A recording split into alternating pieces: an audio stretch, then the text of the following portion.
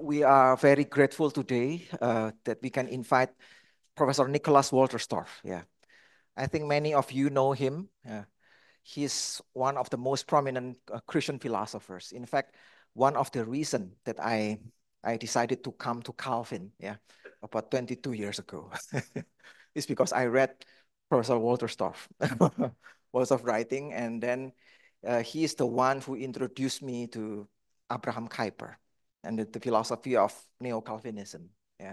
And because of that, I learned more about how to integrate faith and learning. All right, and we do have some handouts.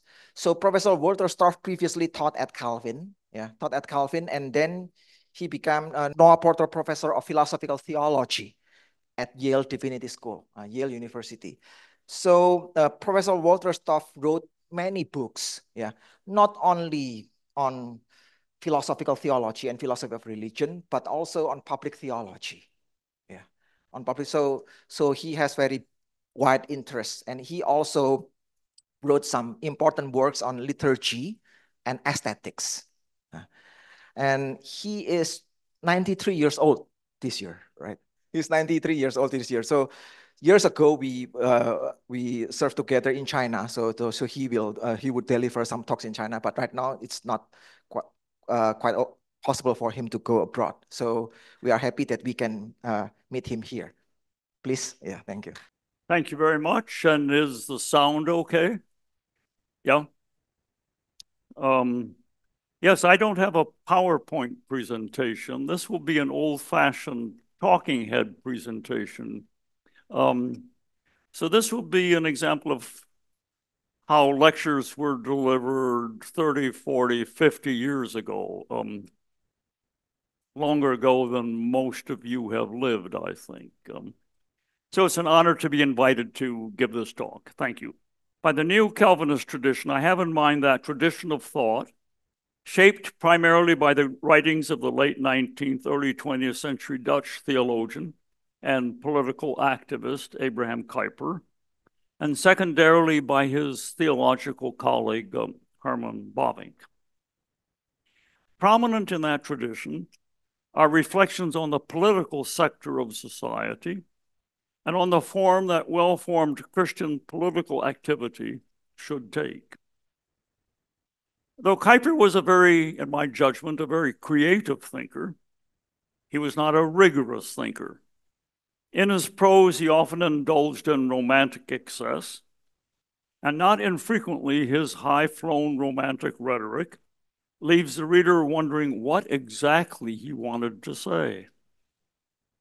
Further, there are elements of his thought that are specific to the Netherlands of his time, and worse, elements that have to be repudiated.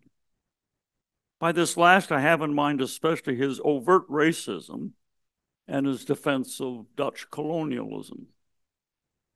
And the result of this is that thinkers in the neo-Calvinist tradition, rather than slavishly following Kuyper, reject parts of his thought, correct other parts, and apply it to situations quite different from those that Kuyper addressed. Nonetheless, there is a discernibly neo-Calvinist tradition developed by a large number of thinkers from around the world, and I locate myself in that tradition. Matthew Camming's recent collection, Matthew is professor in Fuller Seminary, his recent collection, Reformed Public Theology, is an excellent collection of essays by neo-Calvinist thinkers from around the world on current social and political topics. The project I've set myself in this talk is to identify some of the hallmarks of Christian political activity as understood by those in that loosely unified, wide-flung neo-Calvinist tradition. The topic merits a long and thoroughly researched book. Obviously, this will not be that. It will be no more than a sort of synopsis, extended synopsis of what might be discussed in such a book. A couple of caveats before we begin.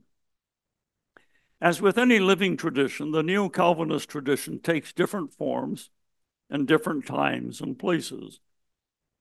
What I will describe is the form it presently takes in North America. More specifically, my description will be the form it presently takes in North America, as seen through the eyes of someone like myself, a white male philosopher who has lived, frankly, a life of privilege. Those whose geographical location is different from mine, and those whose social position is different, would no doubt describe the tradition somewhat differently from how I do, highlighting, for example, different aspects of the tradition from those that I will highlight. Secondly, it should be noted that a good many of the themes I mention can also be found in other traditions of thought about political activity, especially in the contemporary Catholic tradition. There is, in fact, in my judgment, a remarkable and gratifying convergence between the Neo-Calvinist tradition and the contemporary Catholic tradition. So the themes that I will mention are, though characteristic of the Neo-Calvinist tradition, not necessarily unique to it. It is my judgment, however, that when we put all the themes together that I will mention, what we do have is a highly distinctive way of understanding Christian political activity. I'm going to organize my presentation under 5 headings, and you've got the 5 headings there on your handout.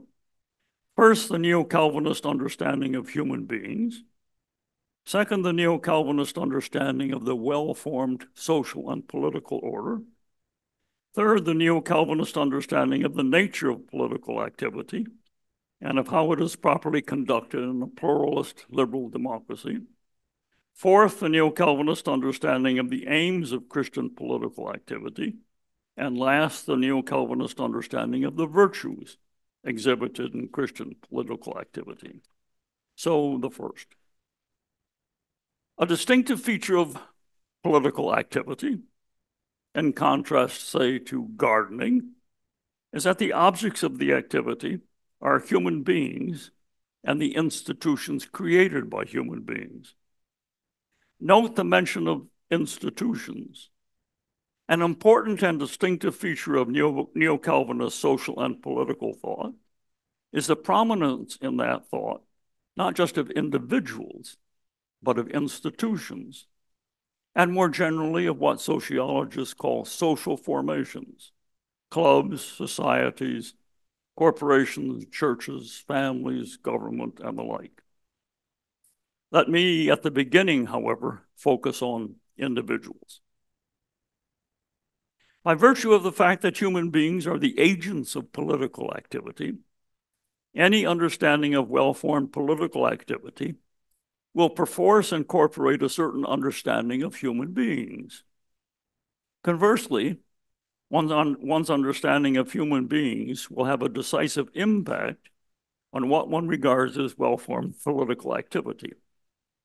So let me identify 3 of the most prominent aspects of the understanding of human beings embedded in the Neo-Calvinist understanding of Christian political activity.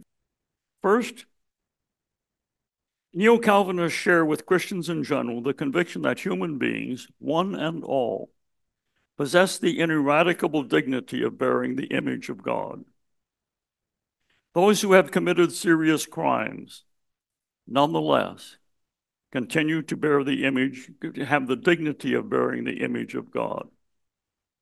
Those human beings who are in a coma and cannot function as persons, nevertheless continue to have the dignity of bearing the image of God.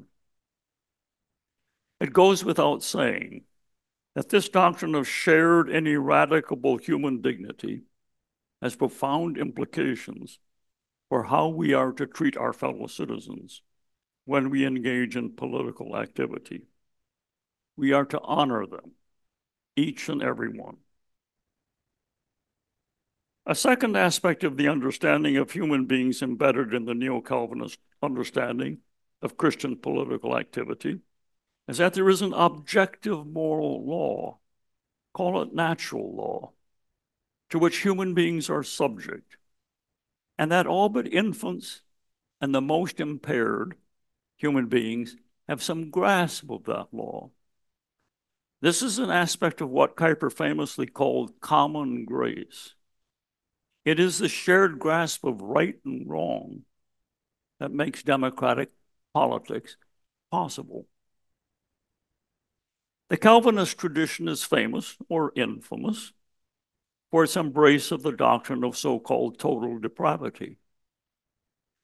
But contrary to how it is often understood, that doctrine is not the teaching that every human being is totally depraved in the sense that there's nothing good in them, that they are corrupt through and through. Nobody is totally depraved in that sense. The doctrine of total depravity is the doctrine that there's no aspect of our humanity that is not subject to corruption.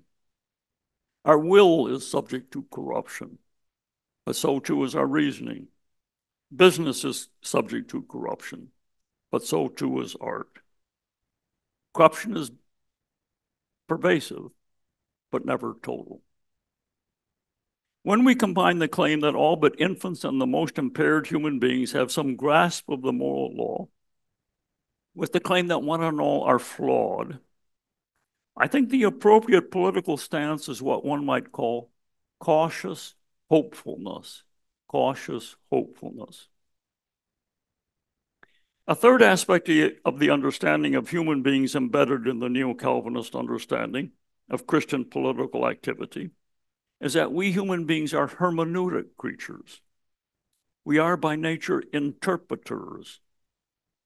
We all have God-given capacities for being aware of reality, of grasping it, of getting a cognitive grip on it. But we are not just aware of reality, we interpret reality. To some extent, our interpretations are shared, but when we look beyond piecemeal perceptual interpretation to our interpretive activity as a whole, we see that human beings have what Kuyper called worldviews, in Dutch Wereldbeschouwingen, and German Weltanschauungen. And we see that while each human being shares elements of their worldview with others, in our modern liberal democracies, individuals differ significantly in their worldviews.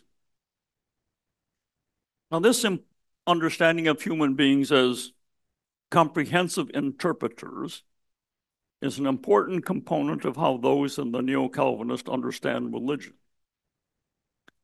A common understanding of religion, both by those who are religious and those who are not, is that religion is an add-on. Beliefs about the mundane world that religious people share with secularists, to those beliefs, they add on beliefs about the transcendent, God, the soul, the afterlife, and so forth. Whereas the idea is that secularists do get along nicely without this add-on. Charles Taylor's massive study, A Secular Age, is an extensive critique of this add-on view of religion. And his critique is essentially the same as Abraham Kuyper's a century earlier. Both reject this reductionist view of religion in favor of a holistic view. Though almost all religions do incorporate views about the transcendent, most of them also incorporate a distinct interpretation of this present mundane world and of life within this world. That is to say, most of them incorporate a world view, a way of regarding this world that is distinct from that of the secularist. That was the first point. Now the second, the neo-Calvinist understanding of a well-formed social and political order. The neo-Calvinist understanding of Christian political activity also incorporates a distinct understanding of a well-formed social and political order. Let me identify three themes. First, from Kuyper onwards, neo-Calvinists have consistently defended liberal democracy as the best form of government in the developed modern world. There are, of course, different understandings of what constitutes a liberal democracy.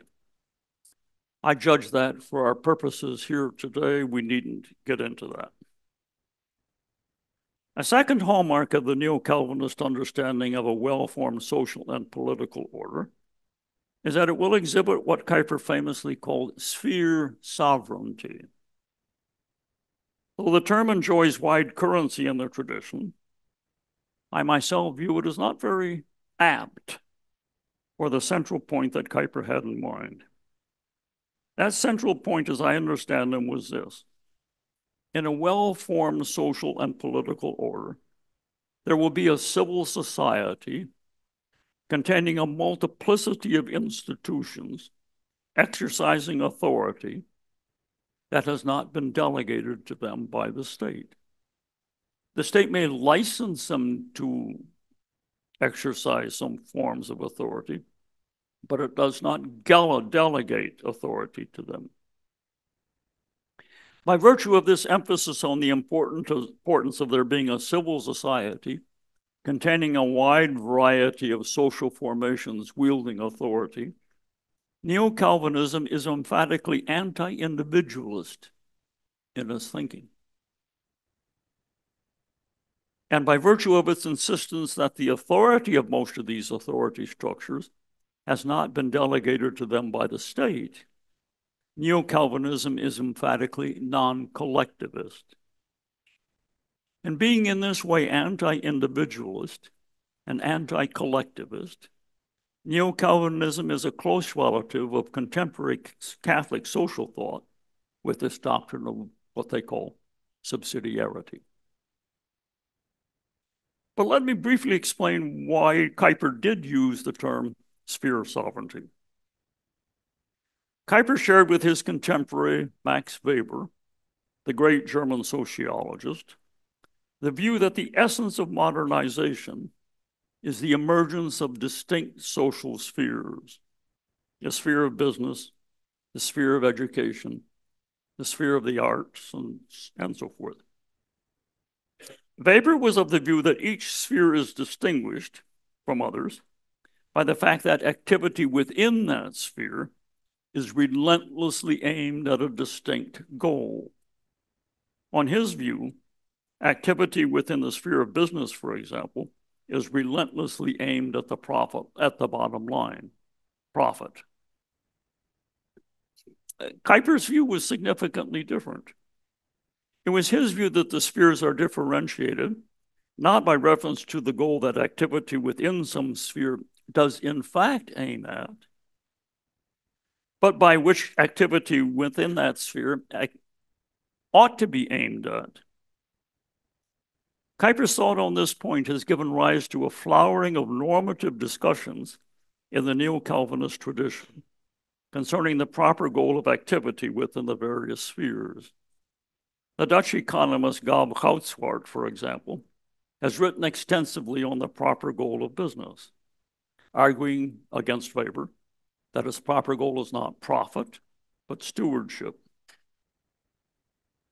It was Kuyper's view that all too often, the way in which those working within some sphere pursue activities that they ought not to pursue is that they engage in activities belonging to some other sphere. And this infringement inevitably results, he argued, in distortion. Each social formation has legitimate authority or sovereignty within its own sphere and only within its own sphere. Hence, sphere sovereignty, or to use Kuyper's more expansive term, sovereignty in its own sphere. The example Kuyper gave most often of sphere infringement was that of state or church taking over day school or university education. Hence the name of the university he founded, the Free University of Amsterdam, that is, free of state and church control. If he were talking about the US today, he would surely cite as prime examples of sphere infringement for-profit educational institutions. Businesses, he argued, have no legitimate authority in the sphere of education. A third hallmark of Neo-Calvinism's understanding of a well-formed social and political order is the insistence that among the most important rights to be recognized by the state, maybe the most important, is the right to the free exercise of one's religion. The Neo-Calvinist rejection of the add-on view of religion plays a decisive role in how members of the tradition understand this right. The right to freedom of religion includes not just the right to worship in accord with one's conscience, but the right to form faith-based organizations within the various spheres. In his recent magisterial book, The Blessings of Liberty, John Whitty, professor in the law school at Emory University in Atlanta and a Calvin College graduate, shows in detail how prominent the defense of the right to religious liberty has been in the Calvinist tradition.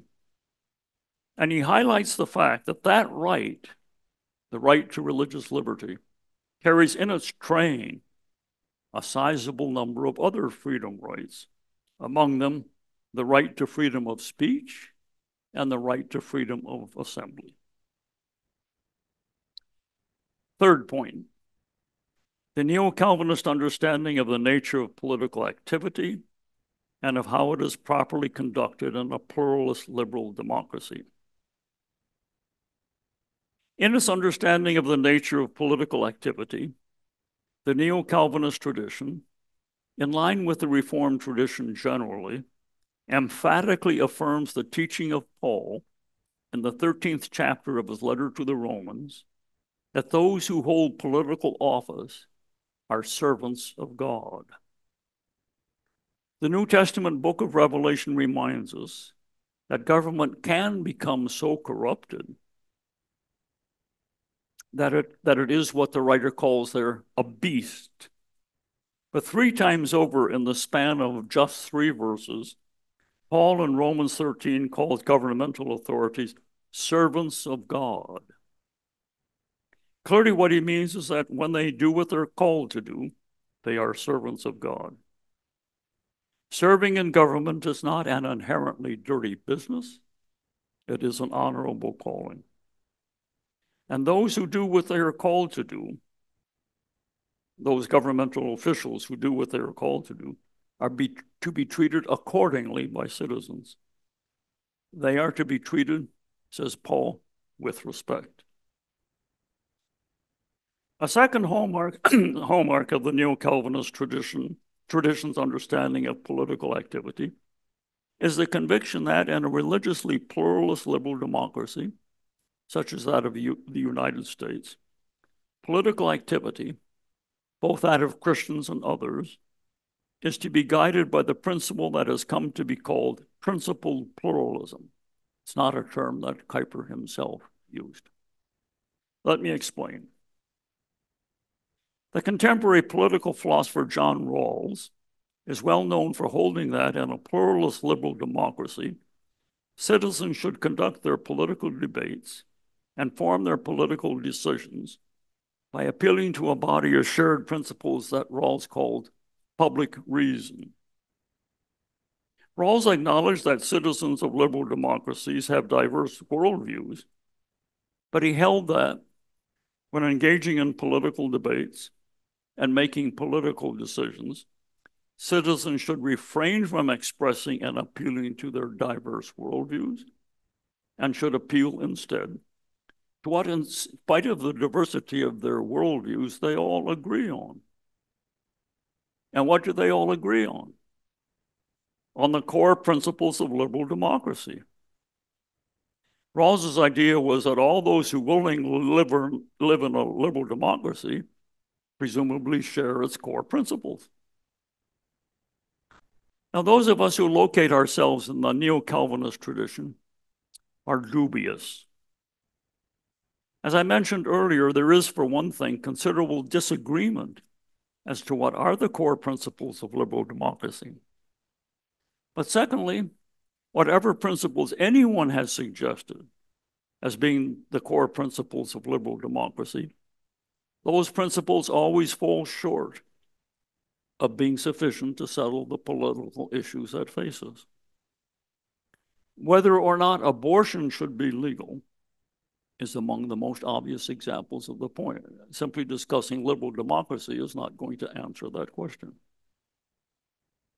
So what, by contrast, is the position of principled pluralism concerning how we should conduct our political debates and make our political decisions? Here, the point made earlier that we are hermeneutic creatures comes into play. Our worldviews typically incorporate views on the political issues facing us, different worldviews incorporating different views on those matters.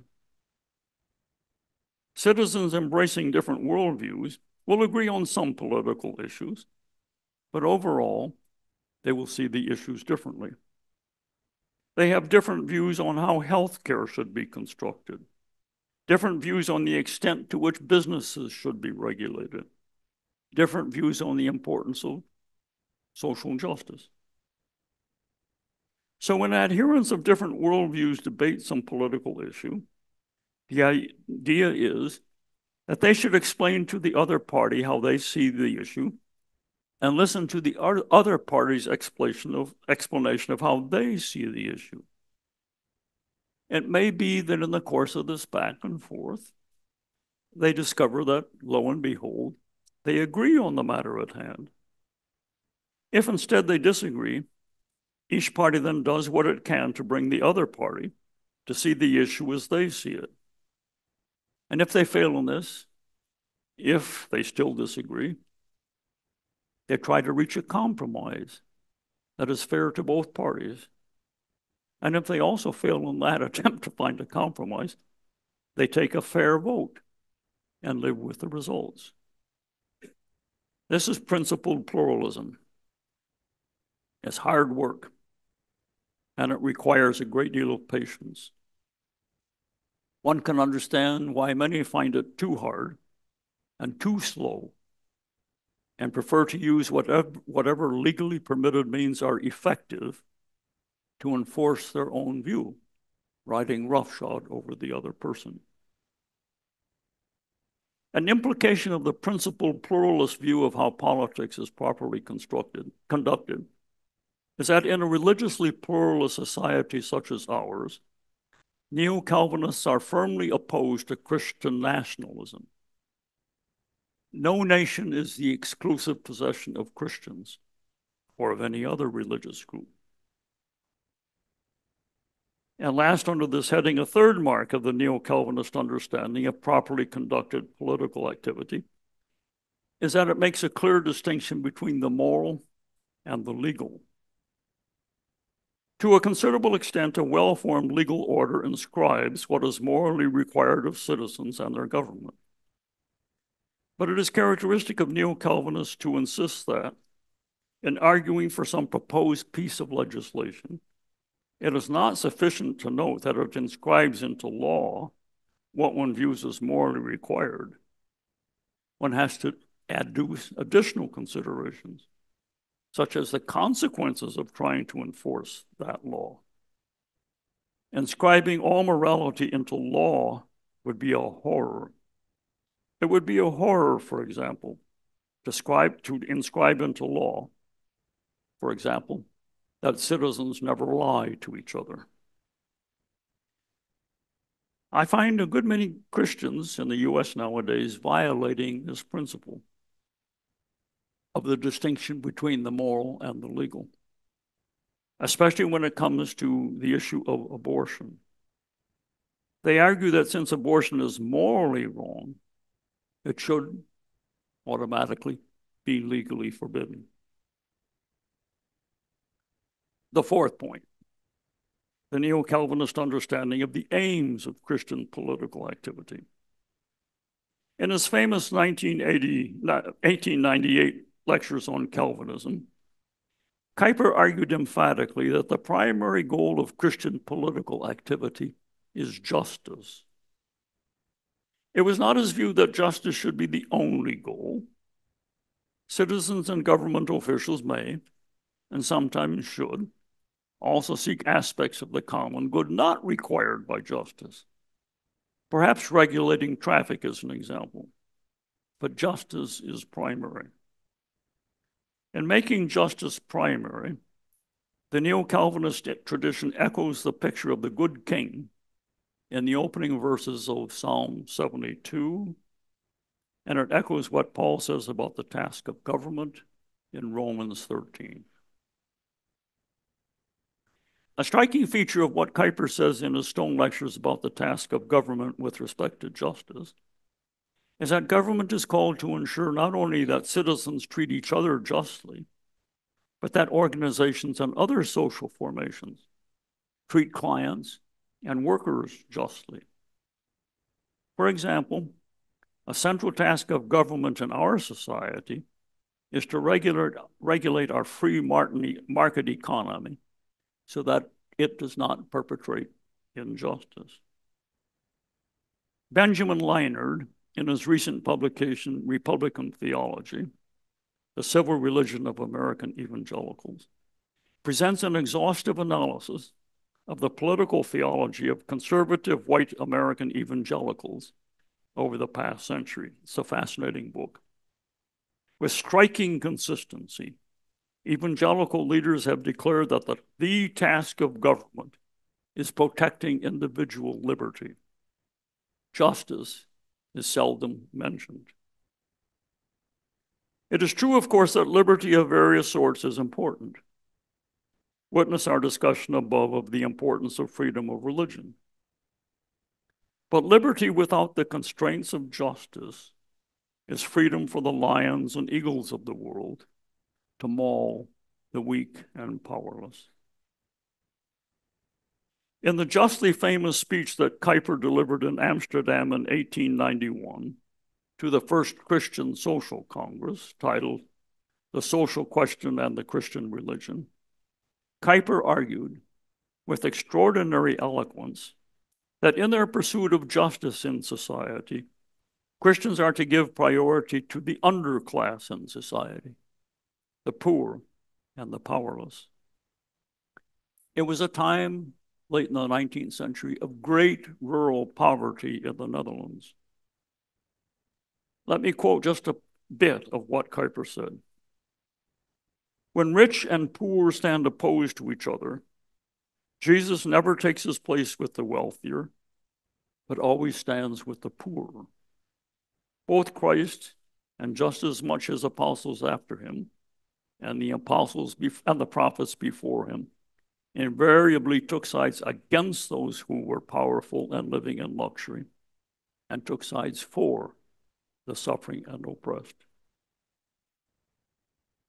It has to be said that those who locate themselves in the Neo-Calvinist tradition have by no means always followed Kuyper in his insistence that in our struggle for social justice, we are to give priority to the vulnerable.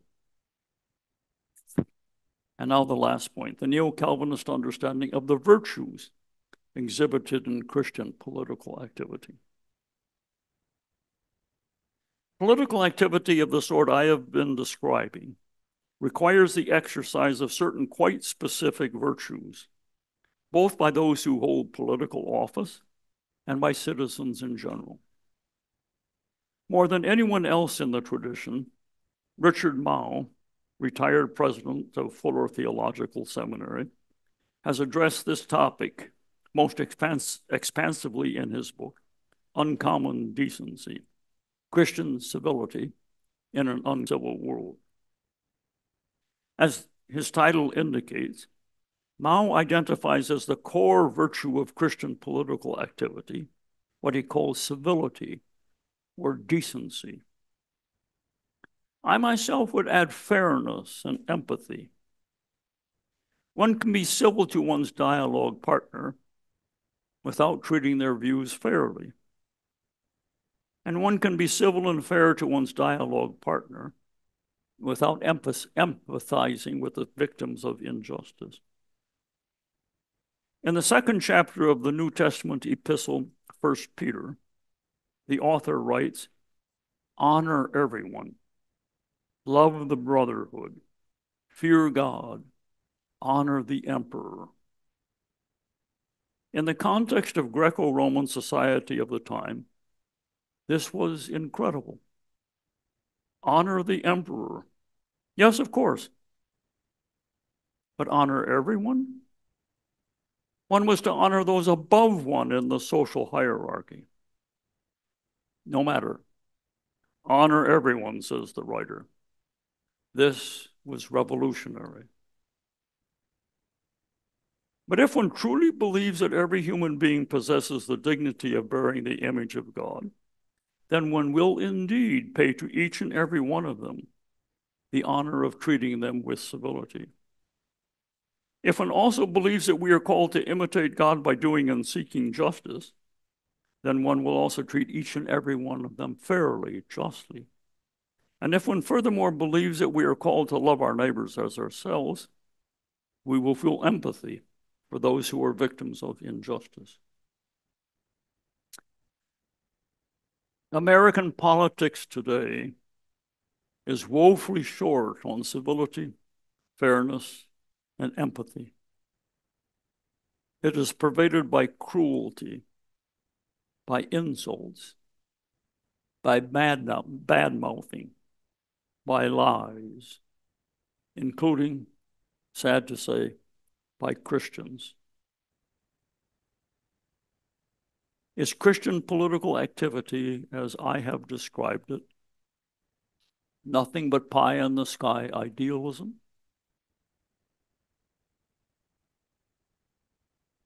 This completes my sketch of the hallmarks of Christian political activity as understood by the Neo-Calvinist tradition. Additional hallmarks could be identified, and those I have identified could well be discussed at greater length, but I hope I've said enough to render plausible the claim made at the beginning of my discussion that in the 20th century Neo-Calvinist tradition, there has emerged a highly distinctive understanding of Christian political activity. Thank you.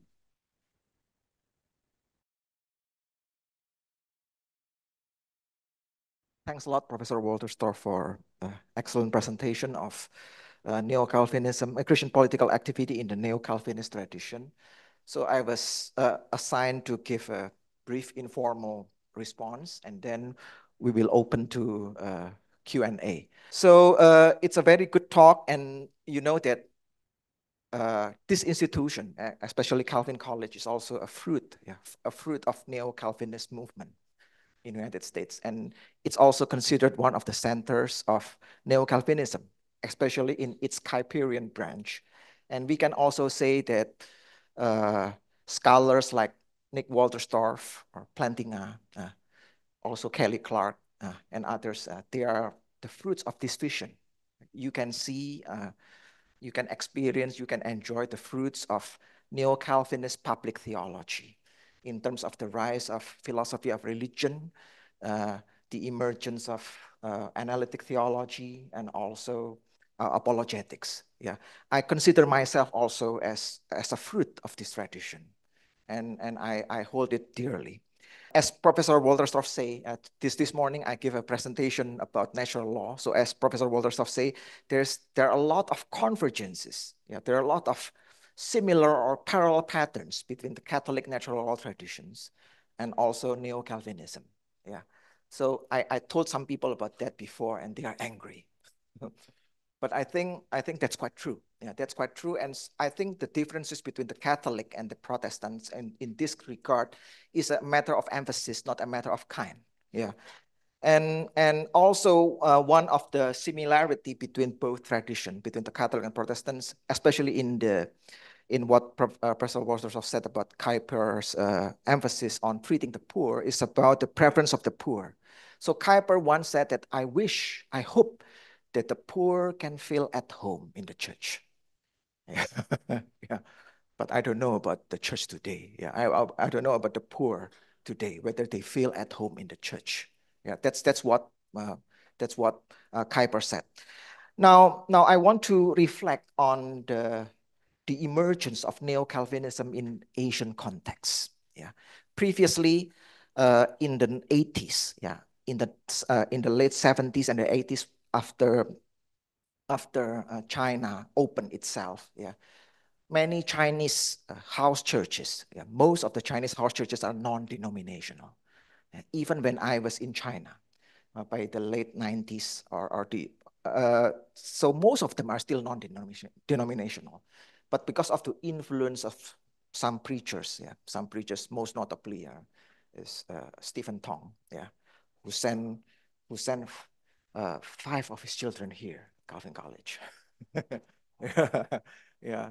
So neo-Calvinism gained a very strong foothold in China, and it's very influential. It becomes one of the most even influential movement.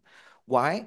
Because many neo-Calvinists, they have the ability to clearly and rationally articulate their theological beliefs, and especially in their witnessing to the intellectuals in large cities. Yeah. But at the same time, there are some problems.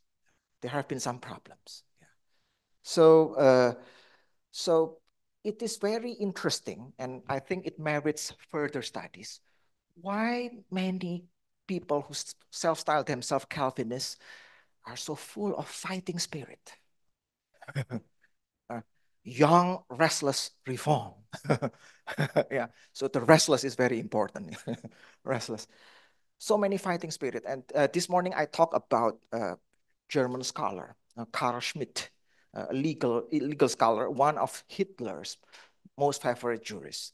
So Carl Schmitt said that the sovereignty must be above the law, but the sovereign can maintain its sovereignty if the people realize that they have enemy.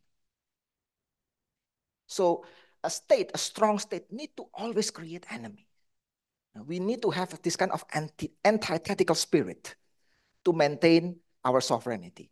And it is very interesting in some Reformed churches in Asia. In some of the Reformed churches in Asia, we can see that first they have this kind of tendency, this kind of worldview, worldview, and it's very popular word, worldview, which is very different from others, antithetical, and they need to fight for that. They need to fight for that. And it is very interesting that in the midst of this fighting, they rely on some strong figures who have knowledge, who have charisma. So this fighting spirit generates, very interestingly, a kind of cult of individuals. We need strong men. Yeah, we need strong men. So it is very interesting phenomena in some parts of Asia that some Calvinist churches, some neo-Calvinist churches are very authoritarian. One day I told a half joke to a very prominent Reformed pastor in Asia. I said, is it the case that that we Reformed people only believe that total depravity applies to others? Not to ourselves. This is a kind of something that we need a kind of that merits, I think, a further reflection. And I think in that regard, there's a kind of deeper tension between liberalism and also Calvinism. I believe that those kind of things are aberrations. But still, there are some features that might be in tension. Liberalism, as Professor Wolterstorff said, is more procedural. Like Rawls doesn't think that liberal democracy needs metaphysics. He thinks that we can always discuss things. It's more procedural in character. But Calvinist tradition, they always emphasize the importance of doctrines, the importance of sound theology, of clear articulation of faith. So it's quite exclusive. Now, not to mention the need to have a civility. Is it the case that there is a kind of tension, that we need to think or to reflect? So my own suggestions, my own suggestion to my Calvinist friends. Yeah, to my Calvinist friends, I think that there are many good things in Calvinism. Yeah, there are many good things, and I believe that I can have a kind of integrated view of faith and learning and faith and life, and more integrated worldview from Calvinist tradition. But I think first, one thing I think to learn is that religious zeal itself, religious zeal itself is something quite dangerous. Religious zeal itself is something that feeds on human insecurity and fear. So this is not the problem of religion in itself, but the problem of human nature. Yeah, we can be like that in ideology too. And I always remind my Calvinist friends of Calvin's own words. Yeah, zeal without fear of the Lord is dangerous. Yeah, it can be irrational and give many spiritual problems. And that's my suggestion. So if I use one word from Richard Baxter, yeah, one of the prominent Reformed pastor in Puritan England, take heed of your own sinfulness, of your own fear, yeah, of your own demeaning, dehumanizing zeal sometimes. That's the first. And secondly, many Reformed people, many Calvinists, yeah, they like to talk about the importance of doctrines and systematic theology. And that, I think, is quite good. Yeah, I like Buffing because Buffing always thinks that we can use non-scriptural language, philosophical language even, to interpret scripture. And non-scriptural language are not necessarily unbiblical. Yeah. However, if we put emphasis more on this, we lack a certain of communication with biblical scholars and biblical studies. And we neglect the more specific language of the gospel. And this is what we can learn from the Anabaptist tradition. Yeah, people from Hauerwas, for instance, from Yoder, yeah, who emphasize the need to go back to the simplicity of the gospel life. Okay, that's my humble response, but it's not a kind of criticism. I think that's I affirm what you said, but considering from certain wider context, we need to be probably to be we hope that many Calvinists can be more critical about their own weaknesses. How we can learn also from other traditions. Okay, now the next questions. I'm sorry, I give the privilege of asking the next questions to Xu Ximian. So he is a Bathing scholar. He's a Bathing scholar, and he is one of the most prominent Bathing scholars from China. Yeah. Thank you, Leonard, for your warm words. And also thank you, Professor Wolterstorff, for this fascinating talk. I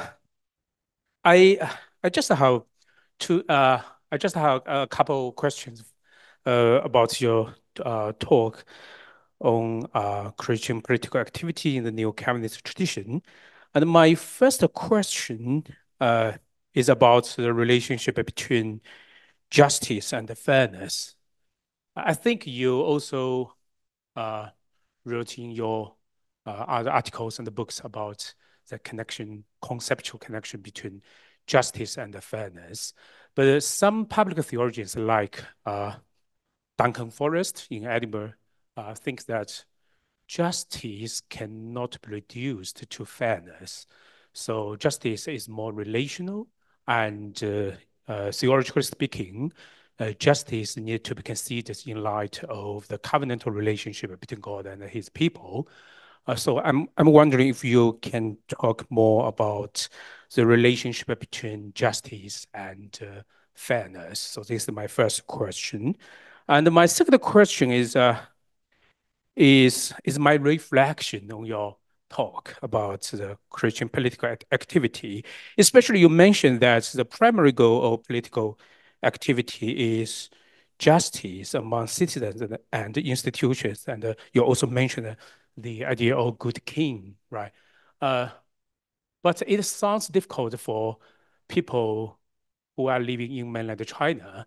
So I'm wondering if you can give some advice and suggestions on how the neo-Calvinist tradition and the political theology can be contextualized in non-Western world. So this is my second question. Thank you. Fairness and justice, good question. I sort of combined them. I see it like this. Beginning with Aristotle, justice was explained in terms of fairness of distributions of some good or some evil. And then Aristotle argued that it should be a proportional distribution and so forth. One of the points that I've often made, and John Rawls describes his view of justice as fairness. One of the points I've often made is that justice pertains not merely to how benefits and liabilities are distributed, but also beyond that. If a woman is raped, it's hard to see what benefits and burdens have been distributed. She's been violated. So I think justice includes fairness, but it goes beyond it. I was a professor, as you know. In principle, I could distribute the grades in my classroom very equitably, but I give everybody a C or a D or a B minus, but I would be treating some of them unjustly, even though it was eminently fair. So in my view, justice incorporates fairness of distributions, but there are lots of situations that call for justice which don't involve distributions. So when preparing this talk and giving it, I had in mind, I said this is going to be the form that the neo-Calvinist has taken in North America, and furthermore, it's going to be the perspective of a white male professor on that. The form that it takes in China, which is not a liberal democracy, is, I don't know. Some of it, I mean, my initial sense is that some of what I said will be relevant, but principled pluralism is probably simply not a relevant idea. So the tradition has to be adapted to different social political situations, and it's for you Chinese to do the Chinese adaptation. And I'll be eager to learn.